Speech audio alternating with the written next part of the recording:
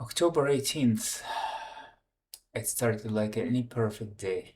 Warm, 19 degrees, calm air, no wind. After lunch with my son Robert, I realized we still had half a day of light, enough time for a quick ride into the mountains. We checked the bikes, snapped our helmets, and rolled out. The plan was simple: 80 kilometers for a coffee and back home before sunset. Just another easy day on the road. Through quiet villages and olive trees.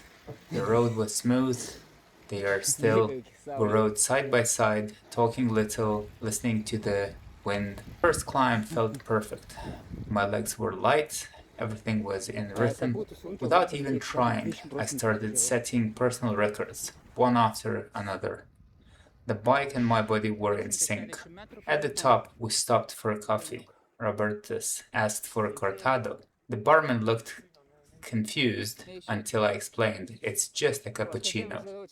We laughed, sipped our macchiato and cappuccino, and looked out over the valley. 10 minutes later, we were riding again. The descent was steep, narrow, and covered with dry autumn leaves. Dry surface, cold shade, a perfect recipe for slip. I warned Robert to stay easy on the brakes. Once we hit the flatlands, everything felt effortless again. 40 kilometers an hour on smooth asphalt, sun dropping low, no wind, no cars. Just us and the road. Double the power within a second. And that it was enough to break traction on a cold, slightly damp 25mm tire. The rear wheel snapped left, then right, and so it did 3 times. On the third, the front wheel turned hard right, and at that angle, the bike didn't slide, it just launched me. Helmet first, shoulder second, then everything went silent. The impact was instant and violent, a shock through the shoulder and ribs, so strong I couldn't breathe. For 2 minutes, I could neither inhale nor exhale. My arm hung lifeless. My phone lay a few meters away, its carbon case scratched deep. It had slid across the asphalt with me. That case probably saved my hip and lower back. The locals stopped, offered to call an ambulance, but we were on the far side of the mountain. An hour for the ambulance to arrive, another to get to the hospital. Home was 1 hour and 20 minutes away by bike, so I made the call. Ride home. Robert has helped. I climbed on, one-handed, my left arm hanging.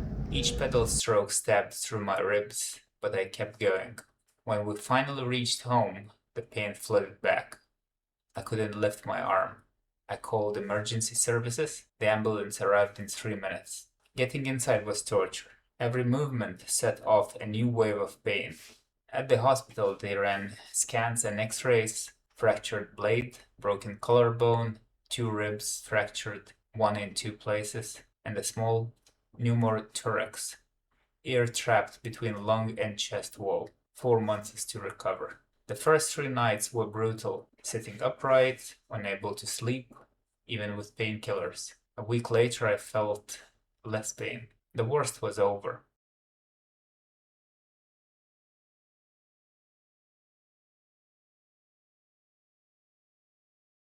That day had started as one of my best days with Robertus. It ended in the emergency room.